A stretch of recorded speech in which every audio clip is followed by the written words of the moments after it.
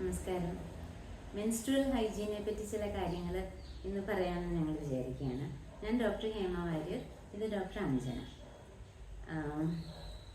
ആർത്തവത്തിനെ പറ്റി ഒരുപാട് തെറ്റിദ്ധാരണകൾ നമ്മളുടെ ഇടയിലുണ്ട്. അതിൽ ഏറ്റവും പ്രധാനമായിട്ട് ഞാൻ കണ്ടിരിക്കുന്നത് ആർത്തവ രക്തം അശുദ്ധമാണ് എന്നൊരു തെറ്റിദ്ധാരണയുണ്ട്. ഈ രക്തത്തിന് ശരിക്കും പറഞ്ഞാൽ യാതൊരു അശുദ്ധിയും ഇല്ല. എല്ലാ മാസവും ഗർഭത്തിനെ സ്വീകരിക്കാൻ വേണ്ടി ഗർഭപാത്രത്തിൻ്റെ ഉള്ളിൽ ഒരു പ്രതലം രൂപപ്പെടുന്നുണ്ട്. ആ മാസം ഗർഭമായില്ലെങ്കിൽ ആ പ്രതലത്തിനെ നമ്മളുടെ ശരീരം തന്നെ പുറത്തേക്ക് ഡിസ്കാർഡ് ചെയ്യുകയാണ് ചെയ്യുന്നത്, തള്ളിക്കളയുകയാണ് ചെയ്യുന്നത്. അതിൻ്റെ കൂടെ വരുന്ന ബ്ലഡാണ് ഈ മെൻസ്ട്രൽ ബ്ലഡ്. അത് അശുദ്ധ രക്തമേ അല്ല, പക്ഷേ അതിനെ നമ്മൾ നല്ലവണ്ണം കൈകാര്യം ചെയ്തില്ലെങ്കിൽ, നല്ലവണ്ണം നമ്മളുടെ ശരീരശുദ്ധി പാലിച്ചില്ലെങ്കിൽ ഇൻഫെക്ഷൻസ് വരാൻ സാധ്യതയുണ്ട്. പിന്നെ എന്താണ് വേറൊരു തെറ്റിദ്ധാരണ അഞ്ജന? പിന്നെയുള്ളൊരു തെറ്റിദ്ധാരണ എന്താന്ന് വെച്ചാൽ ഈ ആർത്തവ സമയത്ത് കുളിക്കാൻ പാടില്ല. അതൊക്കെ ഇപ്പോഴും ഫോളോ ചെയ്യുന്നവരുണ്ടോ എന്നറിയില്ല. അങ്ങനെ ഒരു ധാരണയുണ്ട്. അത് വളരെ തെറ്റായ ഒരു ശീലമാണ്.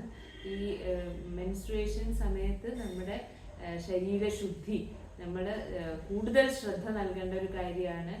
കൃത്യമായി എന്നും കുളിക്കുകയും നമ്മുടെ മെൻസ്ട്രുവൽ ഹൈജീൻ പാലിക്കുകയും ചെയ്തില്ലെങ്കിൽ ഇൻഫെക്ഷനുകൾക്കുള്ള സാധ്യത കൂടുതലാണ്. പിന്നെ നമ്മൾ സാധാരണ ഉപയോഗിക്കുന്ന മെൻസ്ട്രുവൽ പ്രോഡക്ട്സ് എന്തൊക്കെയാണ്? ഒന്ന് തുണികളാണ്, തുണി അല്ലെങ്കിൽ തുണി കൊണ്ടുണ്ടാക്കിയ പാഡുകൾ.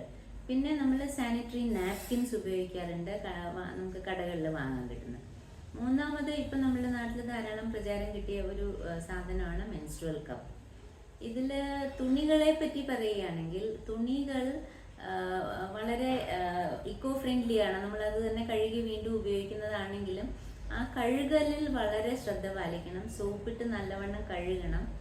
അത് കൂടാതെ വെയിലത്തിട്ട് ഉണക്കണം. അല്ലാതെ എവിടെയെങ്കിലും ഒളിച്ച് ഒരു മൂലയിൽ ചുരുട്ടിക്കൂട്ടി വെക്കുകയല്ല ചെയ്യേണ്ടത്, വെയിലത്തിട്ട് ഉണക്കണം. വെയിലത്തിട്ട് ഉണക്കുന്നതിന്റെ അതിന്റെ പ്രാധാന്യം എന്താന്ന് വെച്ചാൽ സൂര്യപ്രകാശത്തിൽ അൾട്രാ വയലറ്റ് റേസ് ഉണ്ട്. അത് ഈ ഹാംഫുൾ ആയിട്ടുള്ള രോഗാണുക്കളെ നശിപ്പിക്കുന്നതിൽ വലിയൊരു പങ്കുണ്ട് അതിന്. അതുകൊണ്ടാണ് വെയിലത്തിട്ട് ഉണക്കണം എന്ന് പറയുന്നത്. ഉണക്കിയ ശേഷം നമുക്ക് മടക്കി എവിടെയെങ്കിലും സൂക്ഷിക്കാം. അടുത്ത മെൻസസ് ആകുമ്പോൾ അത് വീണ്ടും എടുത്ത് ഉപയോഗിക്കാം. സാനിറ്ററി പാഡുകളുടെ മെയിൻ്റനൻസിനെ പറ്റി ഒന്ന് പറയുമെങ്കിൽ, സാനിറ്ററി പാഡുകൾ അത്ര എക്കോ ഫ്രണ്ട്ലി ആണെന്ന് പറയാൻ പറ്റില്ല. കാരണം ഒരുപാട് വേസ്റ്റ് ലോഡ് നമ്മൾ ഈ എൻവയോൺമെന്റിലേക്ക് സൃഷ്ടിക്കുന്നുണ്ട്. എന്നിരുന്നാലും നമ്മളെ കൺവീനിയൻസിന് വേണ്ടി അത് ഉപയോഗിക്കാറുണ്ട്. എന്ത് തന്നെയാണെങ്കിലും ഒരു 4 to 6 hours കൂടുമ്പോൾ അത് മാറ്റേണ്ടതാണ്. അത് മാത്രമല്ല അതിന്റെ ഡിസ്പോസൽ വളരെ കൃത്യമായി ചെയ്യേണ്ടതാണ്. അത് അവിടെ ഇവിടെയും വലിച്ചെറിയാൻ പാടുള്ളതല്ല. അത് ഒരുപാട് ഇൻഫെക്ഷൻ സ്പ്രെഡ് ചെയ്യാൻ ഒരു കാരണമാകാം. ചിലര് ഈ ഫ്ലഷുകൾ, ടോയ്ലറ്റ് ഫ്ലഷ് വീട്ടിലെയോ അല്ലെങ്കിൽ പൊതുസ്ഥലങ്ങളിലെയോ ഫ്ലഷ് ചെയ്യുന്നൊരു പ്രവണത ചിലർക്കുണ്ട്. അത് ഒരിക്കലും ചെയ്യാൻ പാടില്ല. അത് ആ ഫ്ലഷുകൾ ബ്ലോക്ക് ആക്കി കൂടുതൽ പ്രശ്നങ്ങൾ സൃഷ്ടിക്കുകയുള്ളൂ. അപ്പോൾ അത് മാറ്റുന്നതും ശ്രദ്ധിക്കുക. പിന്നെ അതിന്റെ ഡിസ്പോസലും നമ്മൾ ശ്രദ്ധിക്കേണ്ടതാണ്. അത് ഒന്നുകിൽ നമുക്ക് സ്ഥലമുണ്ടെങ്കിൽ, വീടിന് ചുറ്റും സ്ഥലമുണ്ടെങ്കിൽ കുഴിച്ചിടാം. അതിനു വേണ്ടി ഒരു പിറ്റ് ഉണ്ടാക്കാം. ഓരോ മാസം അത് കുഴിച്ച് അതിൻ്റെ മുകളിൽ മണ്ണിടാം. അതല്ലാന്നുണ്ടെങ്കിൽ ഇൻസിനറേറ്റർ ഉപയോഗിക്കാം, കത്തിച്ച് കളയാം. ഇങ്ങനെയൊക്കെ അത് കളയാവുന്നതാണ്. പിന്നെയുള്ള കാര്യമാണ് മെൻസ്ട്രുവൽ കപ്പ്. മെൻസ്ട്രുവൽ കപ്പ് വളരെ ഇക്കോ ഫ്രണ്ട്ലി ആണ്. അത് നമുക്ക് ഒരെണ്ണം വാങ്ങിച്ച ഏകദേശം 10 കൊല്ലത്തേക്ക് ഉപയോഗിക്കാൻ പറ്റും. സിലിക്കോൺ കൊണ്ടുണ്ടാക്കിയ സാധനമാണ് അത്. അതിനെപ്പറ്റി ഒന്ന് പറയൂ അഞ്ജന. മെൻസ്ട്രുവൽ കപ്പ് നമുക്ക് പല സൈസസിൽ അവൈലബിൾ ആണ്, സ്മോൾ, മീഡിയം, ലാർജ്. അപ്പൊ നമുക്ക് ഏത് സൈസാണ് സൂട്ടബിൾ അതിനനുസരിച്ച് വേണം ഉപയോഗിക്കാനായിട്ട്. അത് വളരെ വില കുറവും അല്ലേ, നിസ്സാരമായ വിലയുള്ളൂ. പിന്നെ നമുക്കത് വീണ്ടും റീയൂസബിൾ ആണ്. എല്ലാ തവണയും നമുക്കത് ഉപയോഗിക്കാവുന്നതാണ്. അത് എങ്ങനെ ഉപയോഗിക്കേണ്ടത് അതിൽ കൃത്യമായ ഇൻസ്ട്രക്ഷൻസ് ഉണ്ട്. ഹൗ ടു ഇൻസേർട്ട്, എങ്ങനെ പുറത്തെടുക്കണം എന്നുള്ളത്.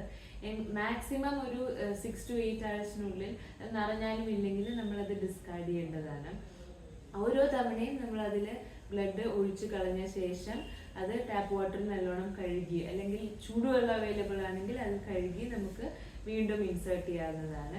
എന്നാൽ ഓരോ തവണ ഓരോ പീരീഡ്സിന് മുന്നേയും ശേഷവും നമ്മളത് സ്റ്റെറിലൈസ് ചെയ്ത് തിളച്ച വെള്ളത്തിലിട്ട് സ്റ്റെറിലൈസ് ചെയ്ത് ഉണക്കി എടുത്തു വെക്കേണ്ടതാണ് അടുത്ത മാസത്തെ പീരീഡിൽ വീണ്ടും യൂസ് ചെയ്യാനായിട്ട്. കൂടുതൽ എന്തെങ്കിലും അതിനെപ്പറ്റി? പിന്നെ അത് ആർക്കൊക്കെ ഉപയോഗിക്കാം? സാധാരണ ഒരു കുട്ടിയുള്ളവർക്ക് അല്ലെങ്കിൽ പ്രായപൂർത്തിയായ സ്ത്രീകൾക്കാണ് അത് ഉപയോഗിക്കാൻ ഏറ്റവും നല്ലത്. ചെറിയ കുട്ടികൾക്ക് ഉപയോഗിക്കാൻ പറ്റുമെന്ന് ചോദിച്ചാൽ വളരെ വിഷമമായിരിക്കും. ഈ കന്യാചർമ്മം പൊട്ടിയിട്ടില്ലാത്തവർക്ക് അത് വജൈനയുടെ ഉള്ളിൽ അത് വെക്കാൻ വളരെ വിഷമമായിരിക്കും. പക്ഷേ ഇപ്പോഴൊക്കെ ധാരാളം കോളേജിൽ പഠിക്കുന്ന കുട്ടികൾ അത് വളരെ കംഫർട്ടബിൾ ആണെന്ന് എന്നോട് പറയുകയുണ്ടായി. അപ്പം അത് ഉപയോഗിച്ച് ശ്രമിച്ചാൽ അത് ഉപയോഗിക്കാൻ പറ്റുമെന്ന് തന്നെയാണ് എനിക്ക് തോന്നുന്നത്. ഇത്രയൊക്കെ തന്നെയാണ് നമുക്ക് മെൻസ്ട്രുവൽ പ്രോഡക്ട്സിനെ പറ്റി പറയാനുള്ളത്. എന്തെങ്കിലും സംശയം ഉണ്ടെങ്കിൽ ഞങ്ങളുടെ യൂട്യൂബ് ചാനലിൽ ഒന്ന് കയറി നോക്കാം.